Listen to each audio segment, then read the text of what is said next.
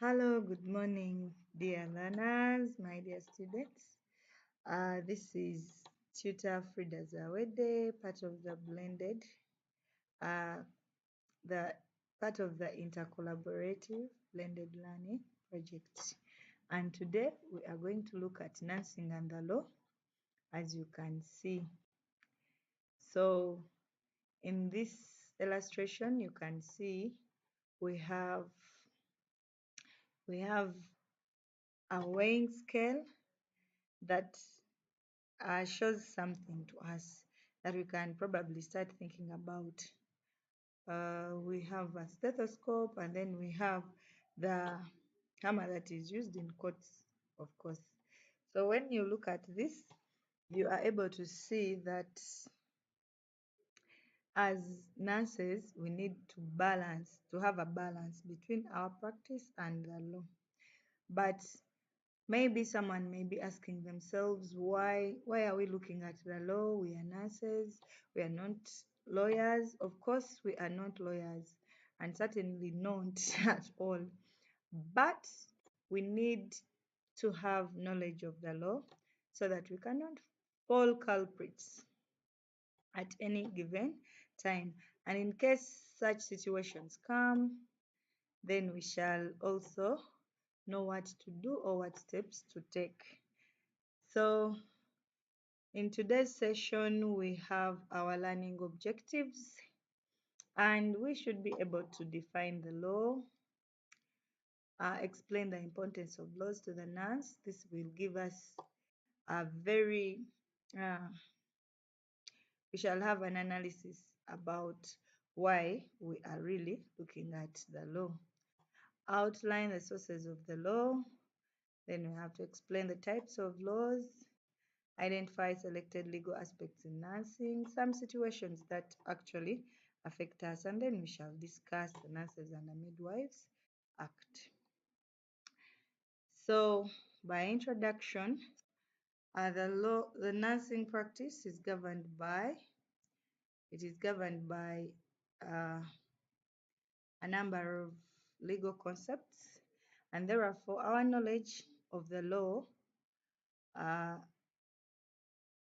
that affects nursing practice is needed. Because why do we need to have knowledge, to have an understanding of the law? Because it's going to help us guide the practice that we shall be doing.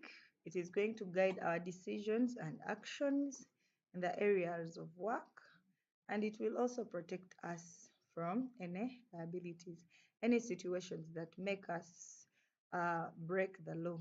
So we shall be aware that in case I have gone contrary to what has been said, to what what the country that I'm serving in has said, or what the body that regulates me has said, what punitive measures are against me, or what steps can I take that can protect me as a nurse. So this is why it is very important for us to have knowledge of the law. At one given time, some of you, my dear learners, you will be in leadership positions, and you'll be interfaced with different circumstances, different situations. But in cases of such situations, what are you going to do?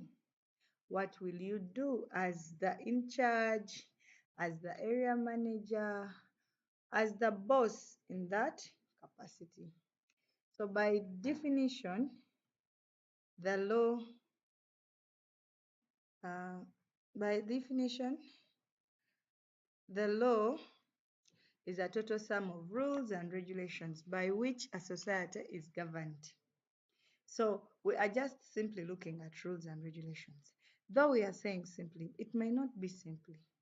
But if we can draw it back home, in our different institutions, that is in Masaka, in Kabale, in Lira, and in Mlago, we have rules and regulations that we have probably signed since we have just enrolled into these institutions. And why have you signed against those rules and regulations? It's because you have read and you have understood that in case of anything that may happen, I am liable or I am accountable for my actions. So these laws are created by people and they exist to regulate all persons. So that means that no one is above the law. So in case, for example, you fight with your colleague at school, what are the set rules and regulations saying? Are you supposed to fight? If not, what steps are going to be taken against you?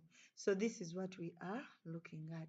So various people define the law, but when you try to uh, look through their different definitions, it comes back to one thing.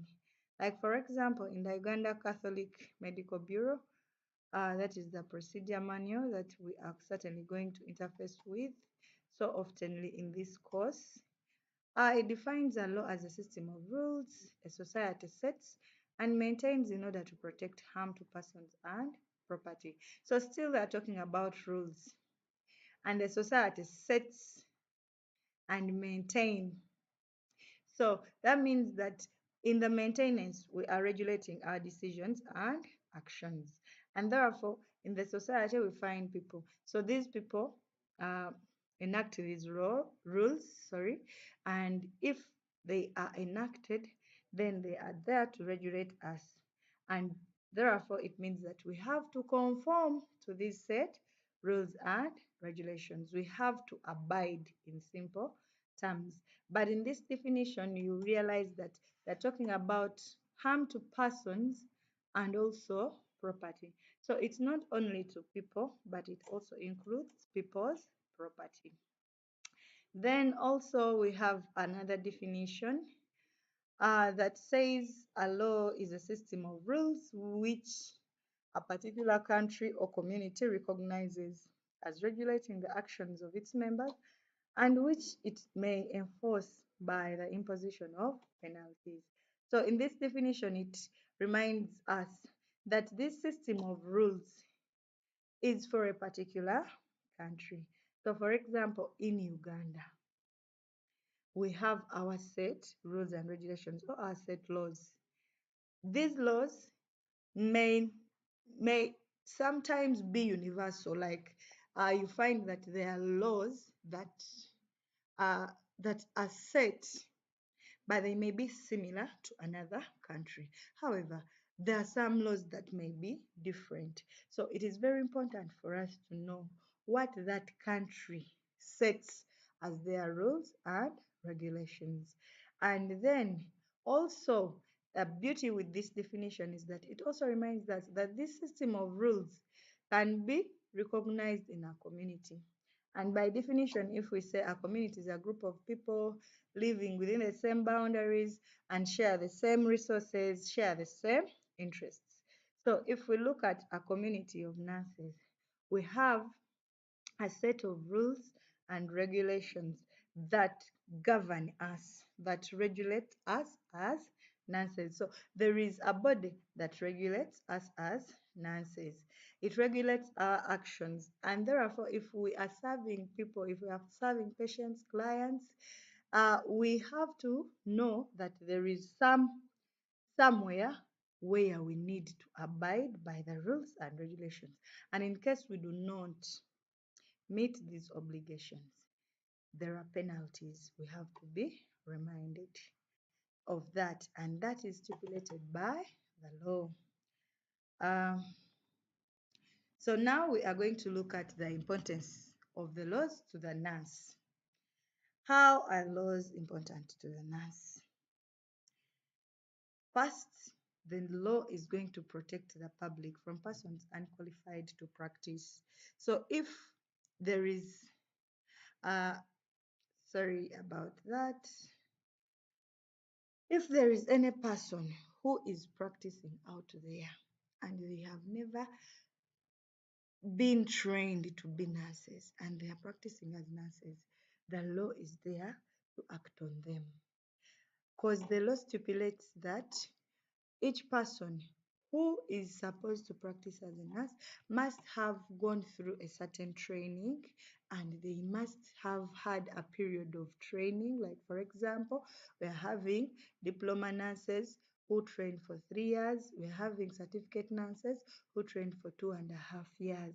So this individual must have gone through that period of training, and then they must have qualified. By qualifying, we mean that this person must have passed their examinations to meet the standards of the bodies that examine them. And then they say this is a diploma nurse, this is a certificate nurse. So if we've heard of people who practice without qualifications, that is wrong and that is against the law. Then too, the law defines the scope of the nurse. So what do we mean by the scope of the nurse? What you are expected to do. Like, for example, you are in the hospital and the patient comes in the emergency situation. And then you fold your hands and say, no, I'm going to wait. I'm going to wait for the doctor to come and review this patient. If this patient dies, unfortunately, what is going to happen? They are going to go and look at what is expected of you to do in an emergency situation. And what if it happens that you were supposed to do something as you wait for the doctor, then you're going to be accountable for that death. So the law reminds us of our roles and responsibilities during practice, where we are supposed to end. For example, there are people who are nurses, but they want to do surgeries because they have seen this being done, the doctors, and they have somehow learned this is wrong. That is beyond your scope. So it tells us where we are supposed to stop as a certificate nurse, as a diploma nurse. We have our end line that I should not cross this line. Then 3, to protect patients from legal risks. Patients are most times interfaced by legal risks, but the knowledge of the law is going to help us to advocate for our patients, because as a nurse, you are going to learn this. You are supposed to be an advocate for your patients or for your clients. So if you don't know anything about the law, you're not going to help your clients or patients. But if you have knowledge of the law, you will help them, because sometimes patients are there, they are very sick, but their family members probably are selling their property, and this will not help the patient to recover very soon. Then it also deals with legal threats effectively. So most of the times we are interfaced with threats that are legal, but we don't know what to do. The law is there to tell you that in such and such circumstances, these are the steps and procedures that you have to take. It may be you as a nurse, it can be your colleague, it can be another health team member, but also it can be our clients. The law also helps us to remember that there is issuancy of licenses, because we have said they are regulatory bodies. That means if there is a regulatory body for the nurses, as we shall see, this body is supposed to issue licenses for practice, meaning that any qualified nurse must register with this body, and then they are given licenses. These licenses are given for a period of time, they expire, you have to keep renewing so that you are updated and the system knows that we have so and so as a nurse who is practicing. However, it also tells you in which situations that practicing license can be revoked or suspended. It can be taken away from you in cases of gross incompetency or negligence. They can revoke your license or they can suspend it completely. Yes, you studied, you qualified, but because of certain things that you did, and they did not meet the standards of practice, then you are no longer recognized as a nurse. Then lastly, the law assists in maintaining a standard of nursing practice by making nurses accountable under the law. So why do we have these rules and regulations? To make us accountable for our actions. That I did this by the virtue that I am qualified to do this. Was it wrong or was it right? So the law is there to make us accountable individuals. Whenever we don't be accountable, we shall not do things according to the standards. So there is a standard where we have to practice from. So those are the importances of laws to the nurse. All right, in our next objective, we have to look at the sources of the law. And under the sources of the law, we have these classical four. The first one is the constitutional law, and this forms the government. It establishes rights and duties. So in the constitutional law, we are basically looking at the laws that govern a given country. Okay, so the laws that govern Uganda. You know, in Uganda we have a constitution, and the constitution uh, outlines or stipulates the rules and regulations that govern us as Ugandans. So these laws govern a given state, okay, and they are there to govern us, the people. Then legislation, these are created by Congress or state legislatures. So if we say Congress, probably in Uganda, this is not a common word for us, but in our common word is the parliament. Okay, so these laws are passed in parliament. You've heard of bills being passed, you've had the MPs arguing about this and that, but in the parliament there are laws that are passed. Okay, and these laws, once passed, they are signed by the executive, and the executive, of course, for our country is the president. Like for example, recently uh, there was a law that was passed whereby they allowed the UPDF, okay, to take civilians to courts of law of the army. Okay, so it gave them power to take civilians there. And after it was passed in parliament, then this was signed by the president of the country. And if the president signs, then it means that it is now a law that has to be followed for that given state. Then we have judicial decisions, or what we can call uh, common laws. Okay, so in these judicial decisions, these are court cases.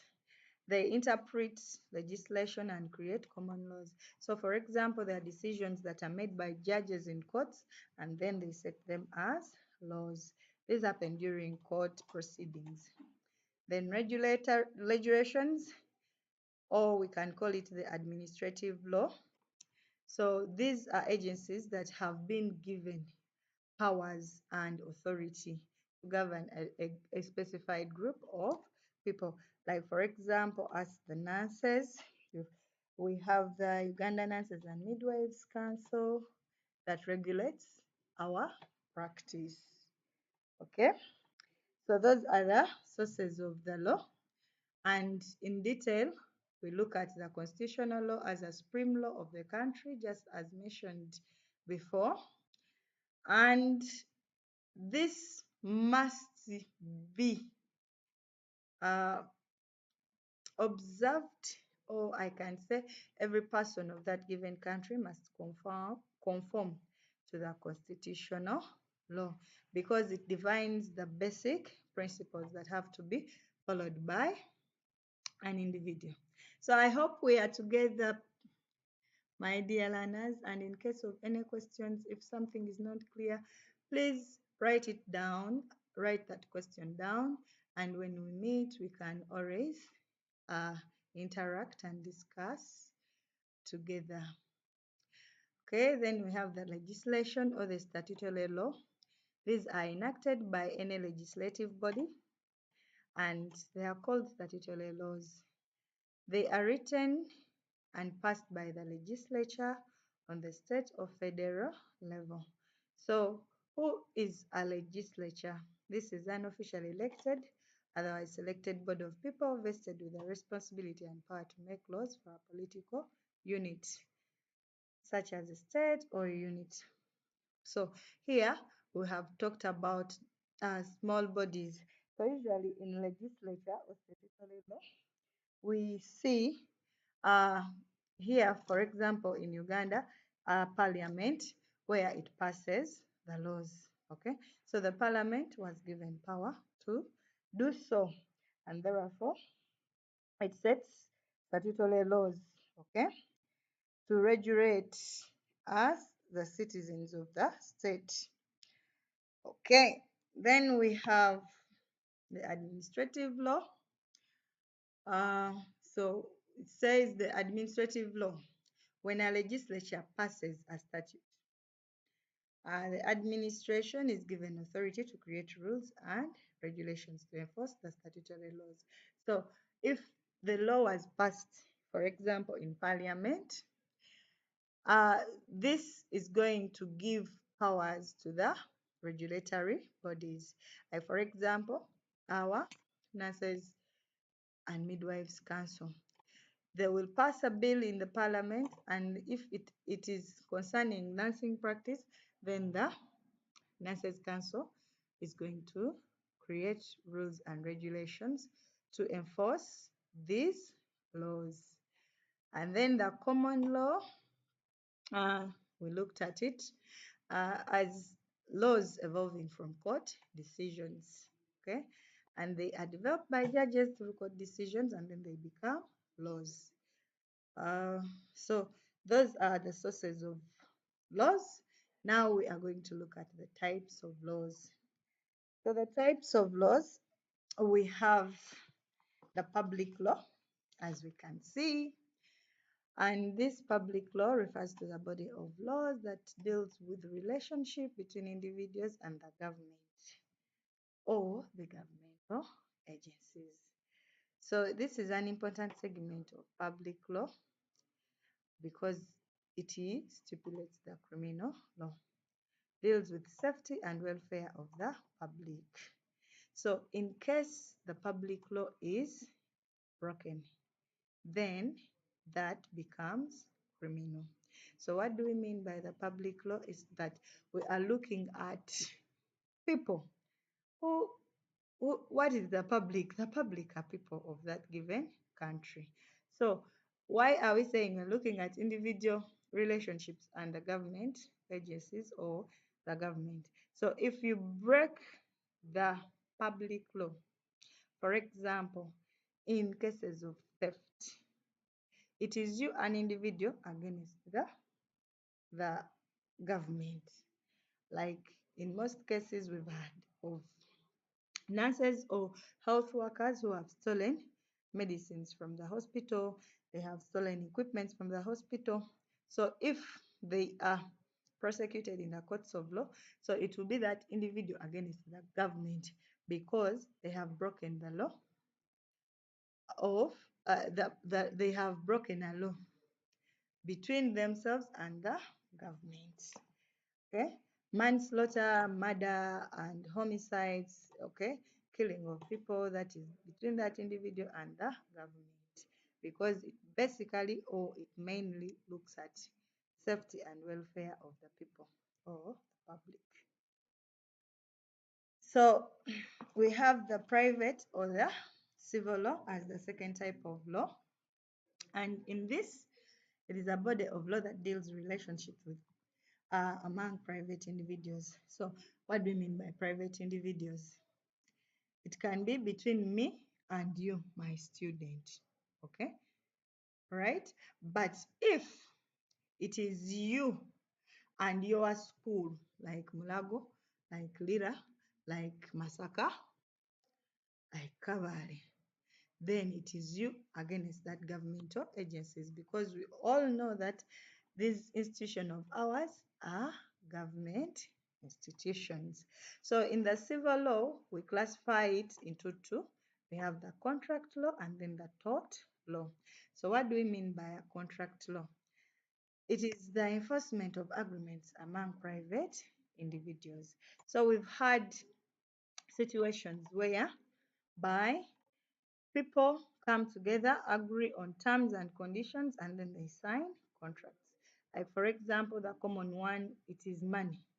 You come, I want to borrow money from you. Okay, with how much? Maybe 3 million. Okay, how are you going to pay me? I'm going to pay you at the end of 6 months, for example, and I'll pay wholesomely. Okay, so let us make an agreement. So you write down, you agree, and sign. So that becomes a contract law. So in case things go wrong, by the end of 6 months, you're not paying me my money, I go and sue you.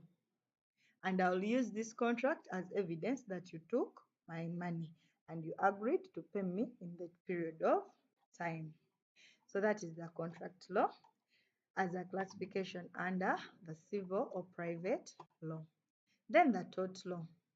The tort law defines and enforces duties and rights among private individuals that are not based on contractual agreement. You just agree and you decide, you make decisions by yourselves, and after that is it. There is no written document. There is no witness to say that, yeah, so and so did this and this. Okay. So in such cases, we define that as a tort law. And examples of this, we have invasion of privacy, okay, assault. There is nowhere a thief is going to come to take away your phone, for example, and they make a contract with you. They are going to beat you up and then they take your property. Abandonment.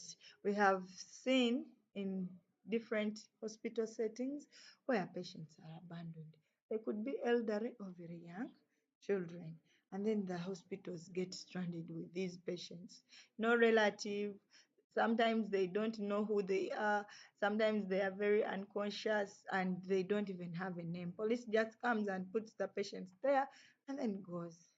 Okay, so another example of the tort is negligency and then malpractice. These actions happen so oftenly within our hospital settings, whereby we look at, we see people neglecting their duties. Patient comes, someone just keeps on attending to other things. Maybe you are on WhatsApp, eh? And you don't provide the care that you're supposed to provide. That is being negligent for on your duties. Okay, so uh, negligency and malpractice, usually these are unintentional. So in malpractice, what the examples that we can have are medication errors. Like, for example, you've given an overdose to the patient, but it wasn't your intention to cause harm. Okay, but we're going to look at this in more detail. So we have our next objective was looking at the selected legal aspects of nursing practice. So here we are going to look at a few situations where the laws come in. For example, informed consent, delegation, violence, abuse and neglect, controlled substances, in cases of abortions, deaths, and any other related issues, and then sexual harassment. So these are common ones, but we're going to look at one by one at a time. So informed consent. In informed consent, we are looking at an agreement by a client to accept a course of treatment or a procedure after being provided complete information. So this is very important. For example, you are coming to give me uh, a medication, you're giving me Panadol. Yes, it is going to help me.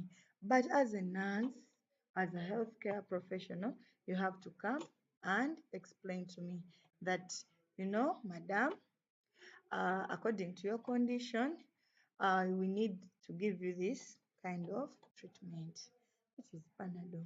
And therefore, we request that you accept this treatment because it's going to help relieve that pain you are having. And then I accept. Okay? So that is informed consent, because you tell me the benefits of this treatment or the benefits of this procedure, and then also you tell me of the risks. If I don't receive this treatment, my pain is not going to go away. Okay, but also the minor side effects that you may get, like for example, maybe you can have nausea. Okay, because this is a medication, so that I consent when I have full information. Like for example, you're going to take me to theater to open me up. What are the risks there? Okay, what if I don't come back? What if I come back? So I have to go in when I know the benefits and the risks of that treatment and any alternative to that treatment. If we don't do this surgery, we can do this. However, this surgery is very important to help in the progress of the condition. Okay, and if you have not accepted for this procedure or this treatment, your prognosis, if you're not treated, this may happen. So that I consent when I have all this information. So that is informed consent. And after me uh, understanding what you are meaning. So obtaining informed consent is a responsibility of the person performing the procedure. This is very important. The person who is going to perform the procedures. Now that there are certain procedures that we cannot do as nurses. Okay, so if it is surgery, the doctor has to come and explain to the patient. But most of the times, you find that the doctor will tell the nurse, this patient requires this kind of surgery. Prepare the patient. You do the consent, you prepare the patient, and then the patient goes to theater. But then, this is not right. Okay, you as a nurse are supposed to be a witness. The doctor has to come explain to the patient, in this surgery we're going to do this and this and that.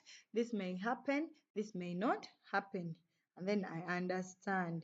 Then if the patient understands, the doctor tells the patient to sign, and you as a nurse, you are there as a witness to verify that the patient has understood, has provided their own signature, they are of sound mind, and no one has forced them or coerced them to do that. But remember, there are also procedures that we do as nurses. Okay, so if that procedure can be done by you, then you have to obtain consent from the patient. Delegation. In delegation, what are we looking at? Here we are looking at transferring a competent individual the authority to perform a selected nursing task in a selected situation. So why are we saying this? That this can become a legal threat or aspect. That most of the times people delegate to delegate to others responsibilities when they are not competent. For example, you have a degree nurse, they are going to delegate you the certificate nurse.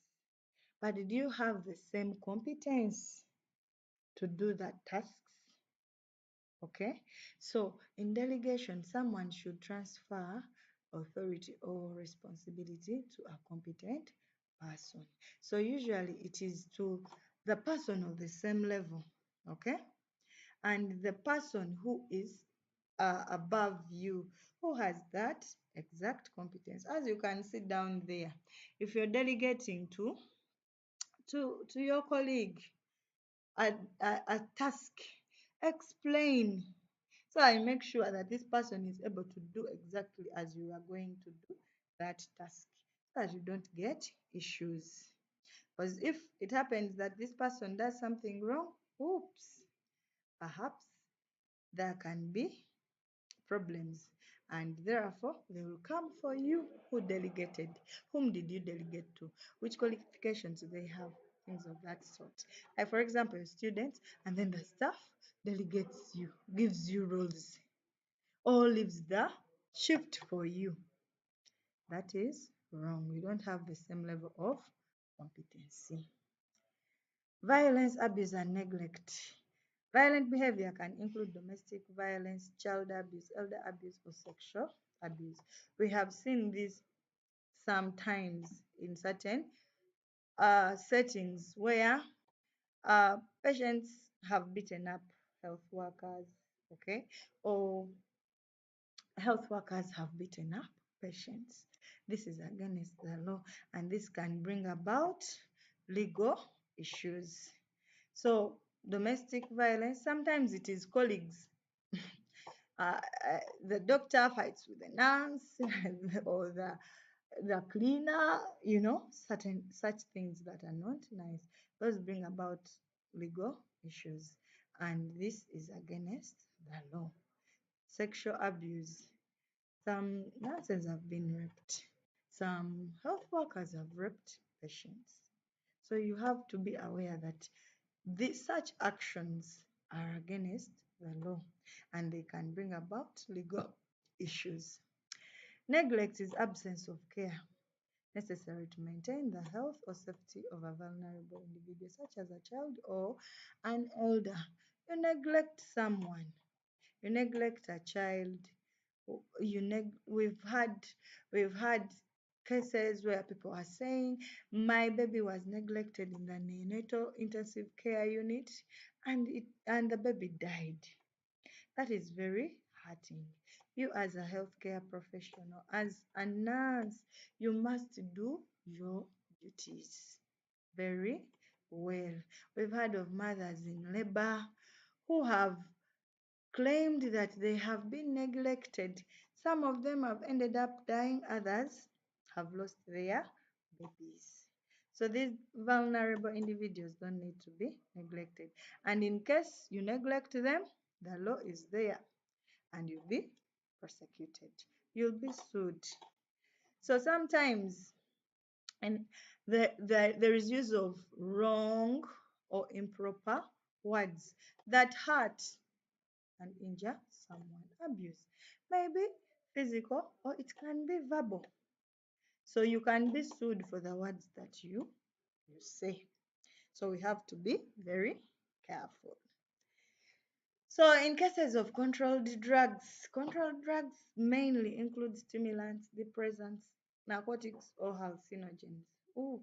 So these have been abused in most cases. In most cases, because nurses have access to these drugs, the narcotics, you give them, you are the one to administer. I'll share with you an example. There was a certain nurse where I was working. He was addicted to pethidine, which is a narcotic drug.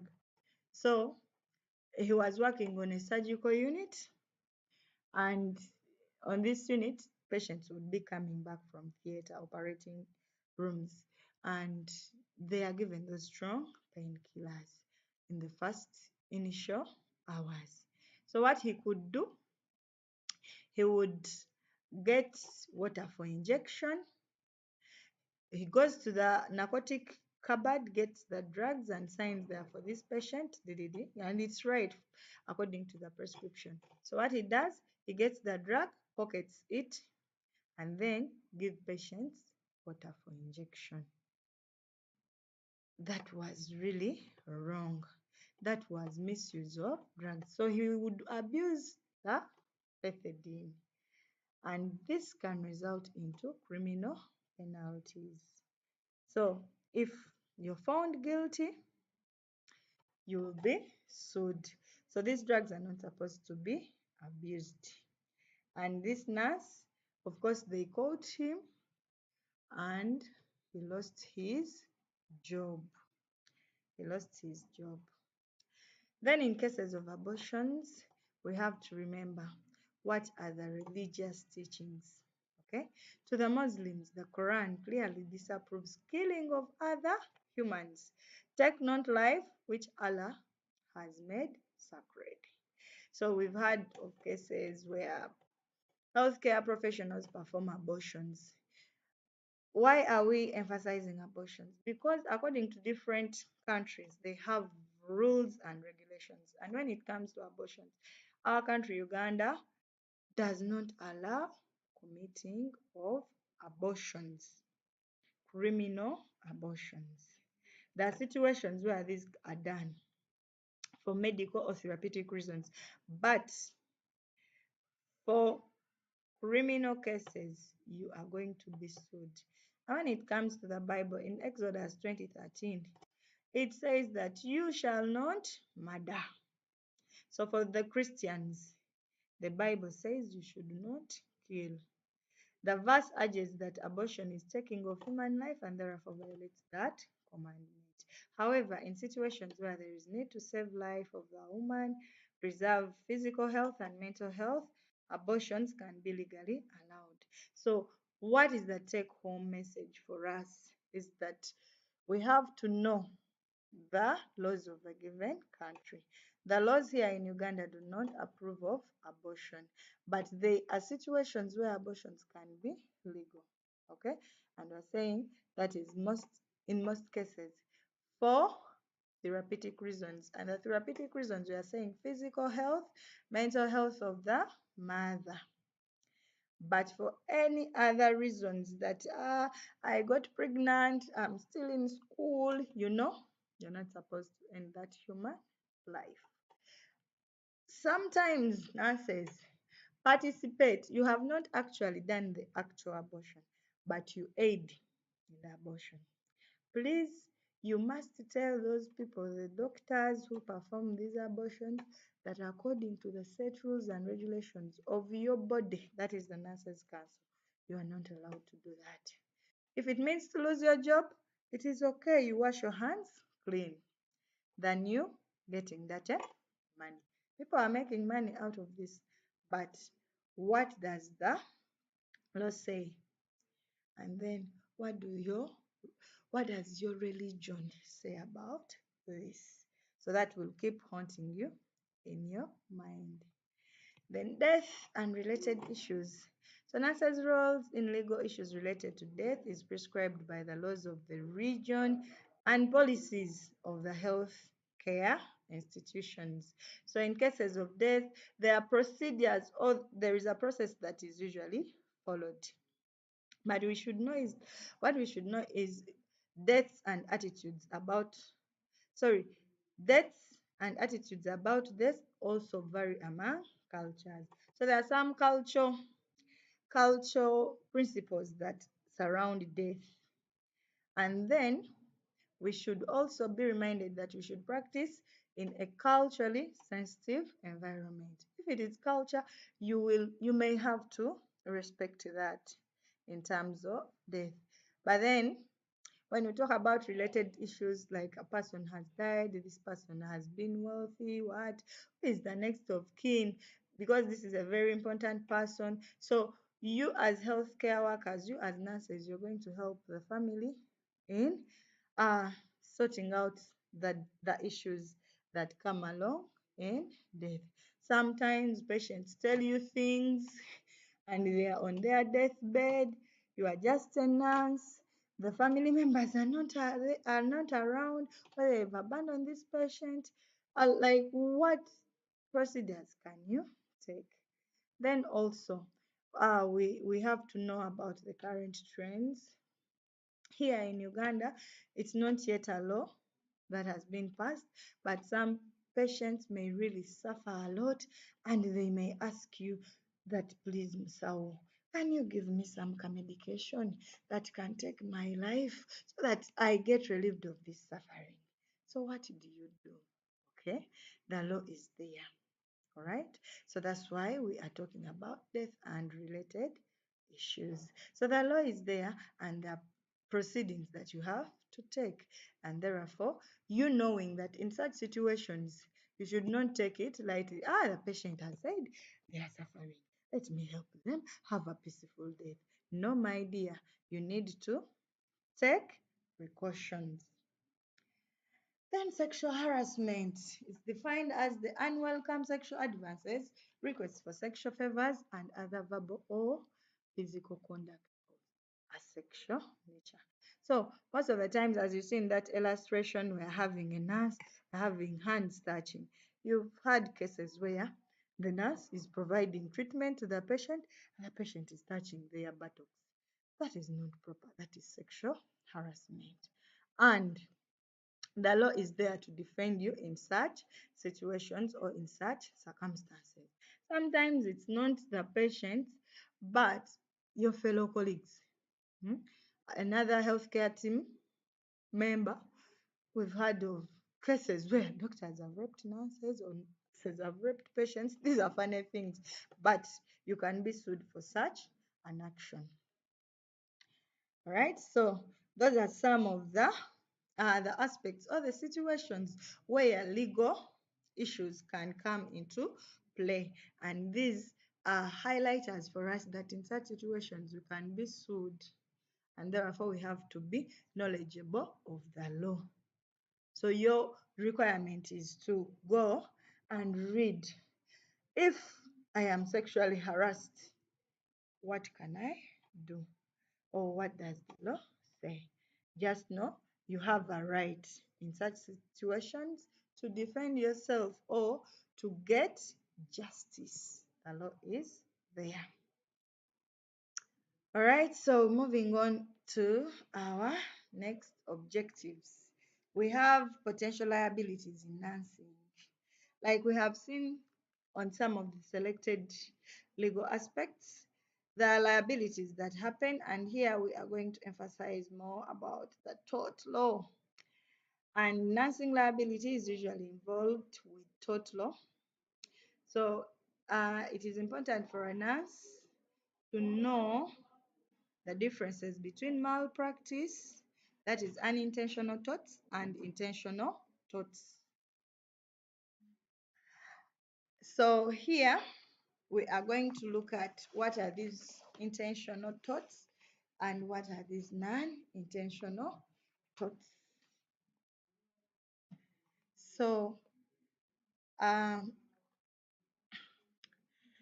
in the malpractice, like we said, torts, these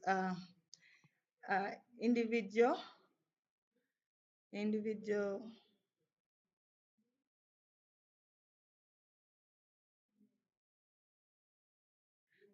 sorry about that, go back.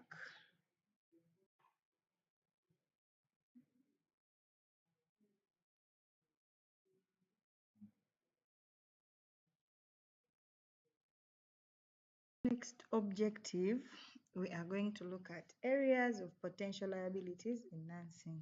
But let us first know what a liability is. A liability is simply a situation that makes you legally responsible. Like, for example, something that makes you legally responsible, maybe a patient claims that you have you have mistreated them or you have neglected them, that can make you legally responsible.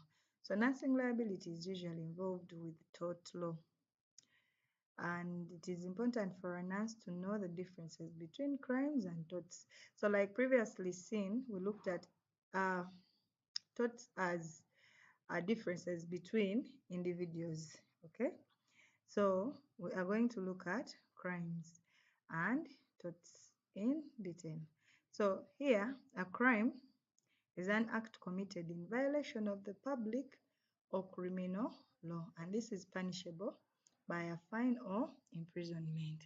So I've been talking about uh, situations where we may fall victims or where we may uh, be prosecuted by the law.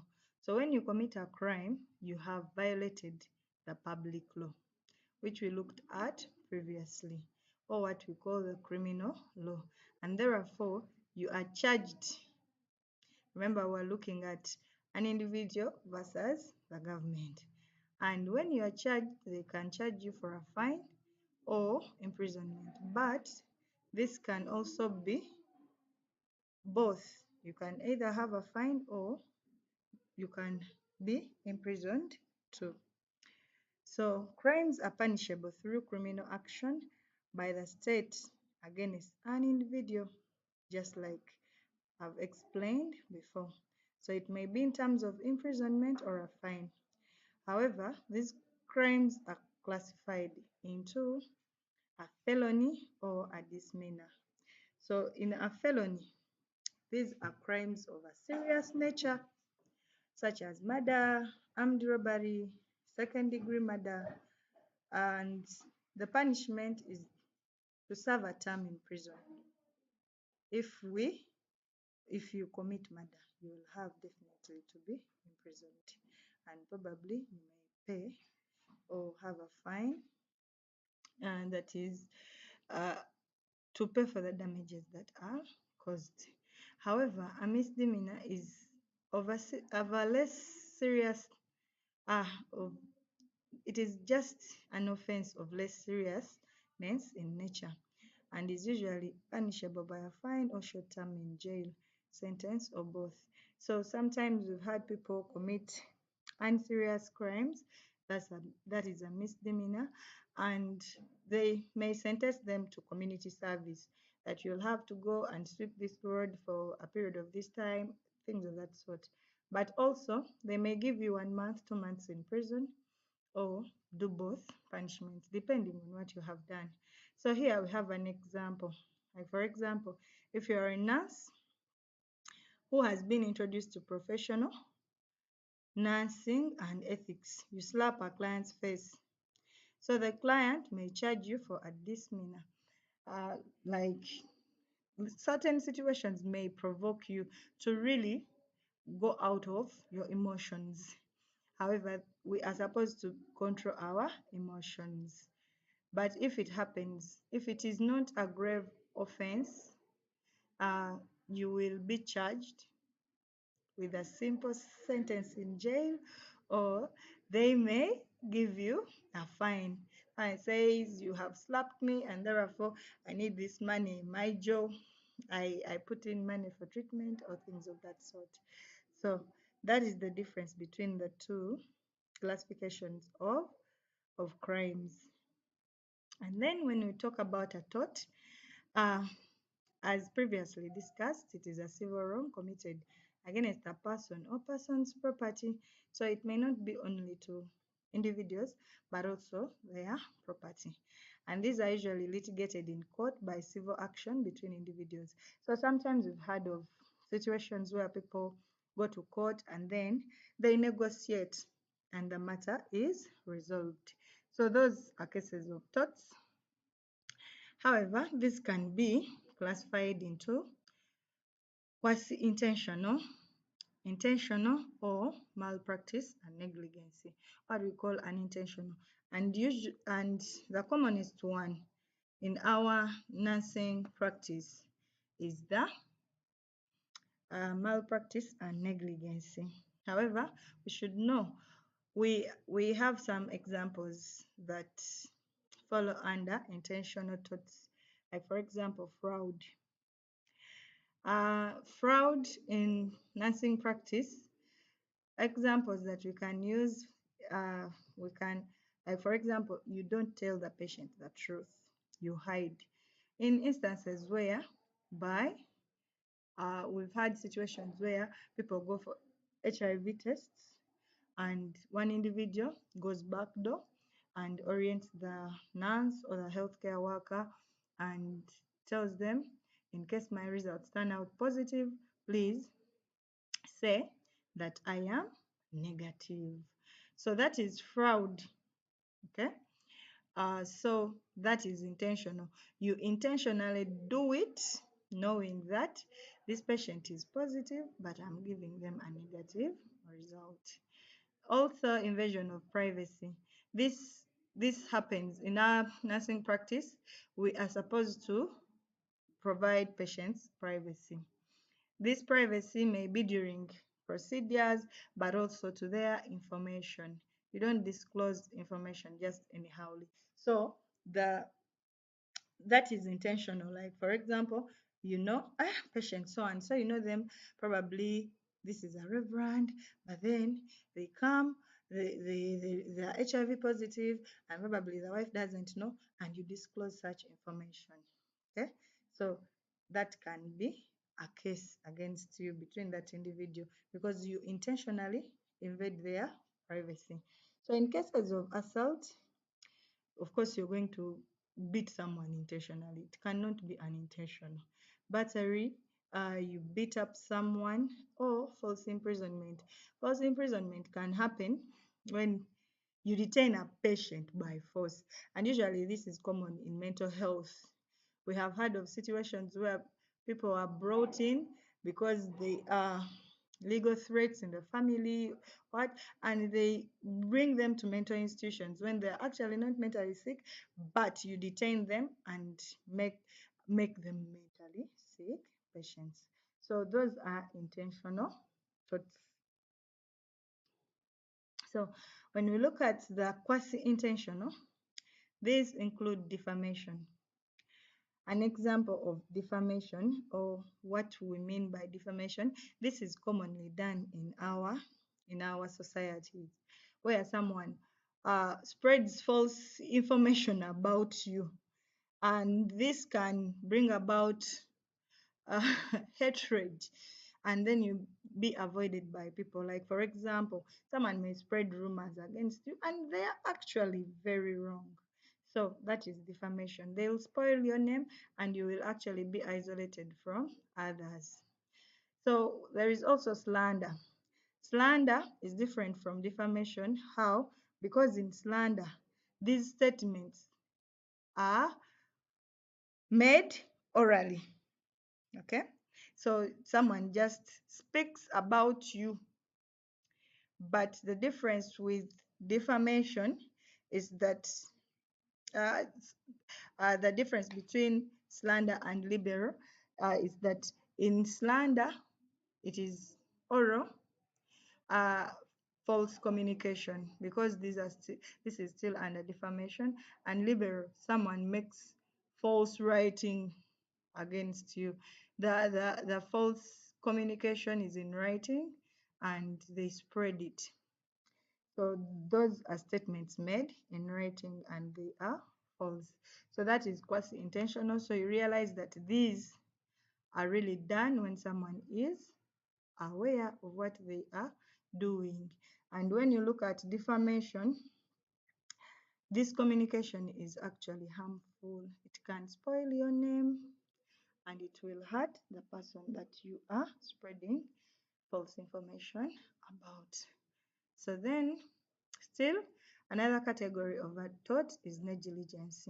And we say this is commonly in our nursing practice, which is the failure to use ordinary or reasonable care as dictated by standards of practice.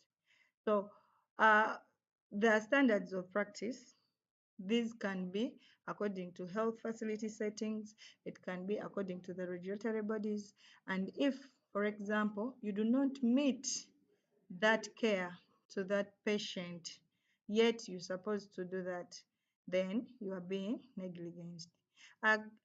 However, negligence is not intentional. Okay, so intent is not an element of negligence, and we have different examples under negligence. Like, for example, you may forget, or maybe you had heavy workload and a patient does not does not receive their treatment. Yes, you are negligent, but it was not your intention to do that. Then malpractice. Malpractice is a professional form of negligence. So it is under uh, what we call unintentional torts, but the difference between the malpractice and negligence is that in malpractice there is usually an intention, and still malpractice is done by a professional. In negligence, any person who is not a professional, who is not a nurse, but they are within the healthcare settings, they can do this. They can be negligent. But malpractice, it is done by a professional. So that's why we are saying it's a professional form of negligence which results in harm or injury. Like, for example, medication errors. You give a patient an overdose, or you give them repeated doses. This can result into injury. Or you fail to monitor patients. Supposed to continuously monitor the patient, the condition deteriorates and the patient dies. That is injury already caused to an individual. Documentation errors. For example, you have made a test, or maybe you were very tired and then you document faulty results. Failure to provide treatment. Some nurses go to an extent of um, actually documenting that they have given treatment, but in the actual sense, the patient has not received the treatment. Other instances could be birth injuries. For example, you have used the instruments wrongly during delivery of the baby, and the baby gets a fracture, gets a bruise, things of that sort. So that is being negligent. You have not met the standards. And these standards that we are talking about could be according to your job description as a nurse, diploma nurse, or certificate nurse. What duties are you supposed to do? What are you supposed to carry out? Then it could be also according to hospital policies, that in this hospital there are procedures and policies that we follow, that if we get a patient of this nature, we do this and this, and then you don't do it, then you are practicing malpractice. And this can be turned out to be crimes when there is injury, or when the patient claims and has evidence of you not providing treatment. So you can be sued for this. So those are the different categories of torts that we do have. So you can read more about it, get more examples, and probably you can get more clear information when you read Fundamentals of Nursing by Bapavam Pathar, so that you are able to really have a clear distinction between the two. So now, about the laws, we still have the Good Samaritan law, and this is referring to someone who renders aid in an emergency to an injured person on a voluntary basis. I know some of us have done voluntary work before. So there is a law that protects you. It provides legal protection to people who provide assistance to those injured or ill or incapacitated. Most of the times you may be moving on the road and then you find someone is injured, and then you may be hesitant to help this person because probably the police will question you a lot. But we have a law that is there to protect you, and which is the Good Samaritan law. So this law encourages health workers or bystanders to provide assistance to people in need without fear of being sued or being persecuted for unintentional injury or wrongful death.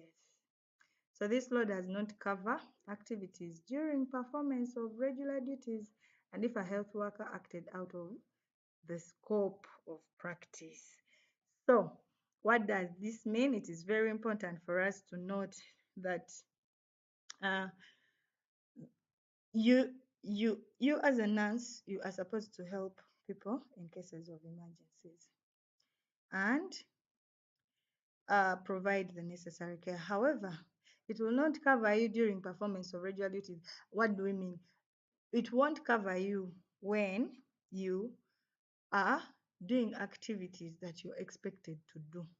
Okay, so if I'm a nurse and the patient is bleeding, I'm supposed to arrest hemorrhage, I'm supposed to do this and that. And if you don't do that, then the law will not cover you. Oh, if you go out of the scope, you are a nurse and then you start, for example, a patient has gotten a fracture and then you take them to the operating room and then you start manipulating the fracture. So however much we have the Good Samaritan law, we should act within our scope of practice.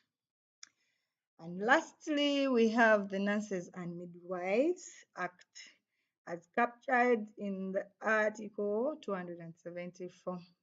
So as we started looking at the law, we talked about regulatory bodies, what regulates us.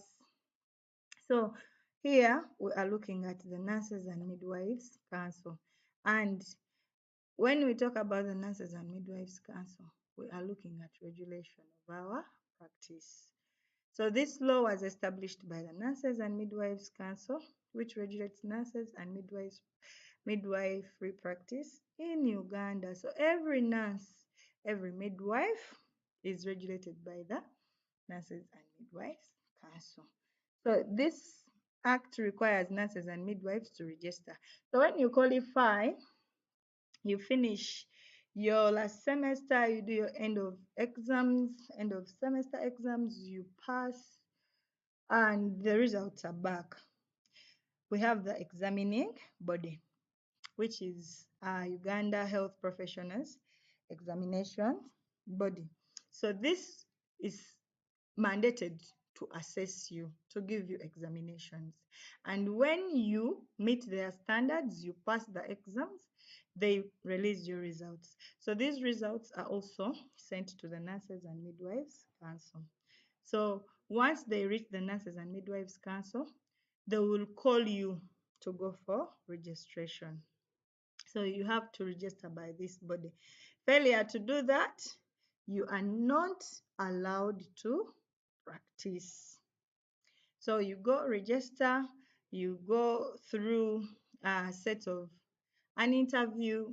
Nowadays it has changed, it is done online for the diplomas and certificates. After passing that online exam, then you have to go to the council. But back then, in our times, you would go for registration at the Nurses Council. You are subjected to an oral interview, and when you pass it, then they register you in the book. You will be there for the rest of your life. Okay? So when you're registered as an enrolled nurse or as a registered or as a diploma nurse or midwife, they will issue a license. And this license allows you to practice in Uganda. So for any job that you are given, this is the license that you have to present, and this license is recognized. However, sometimes some people go abroad to work from abroad. So, like for example, in the United Kingdom, they also have a Nurses and Midwives Council. So if you're going to work there, the Nurses and Midwives Council in UK will work with the Nurses and Midwives Council in Uganda to verify that you're truly a registered nurse in Uganda. And then according to their set rules and regulations, probably you'll have to do certain things, however much you're registered in your country. So everybody, remember we said, under the administrative law is given powers and authority. So if there are requirements that you are supposed to meet, then according to that state, you'll have to do it. Like also nurses that go to America, Canada, things of that sort. So they register you, they give you your license, and then also we talked about the authority that they have to revoke or suspend your license. So this act also provides for enrollment and disciplinary measures for errant nurses and midwives of all categories. So that's why I'm saying that we have to remember that the Nurses Council has the mandate to revoke or suspend your license in cases of gross uh, disciplinary measures. So it is supposed to discipline us. That's why you find people being referred, like for example, you don't meet the standards and your skills and knowledge are lacking. Go back for 6 months, practice in this hospital. After, you'll come back for registration. Or if you have been reported that maybe this nurse is doing this and that, you will be subjected to the disciplinary committee of the Nurses and Midwives Council. And then you receive your penalties. So that is the act, and that is our body that was given mandate to regulate us. So these are our references. I've also given you another reference where you can go and read for more details about the law. And in case of anything, please don't hesitate to contact me and we shall discuss. Thank you very much for listening.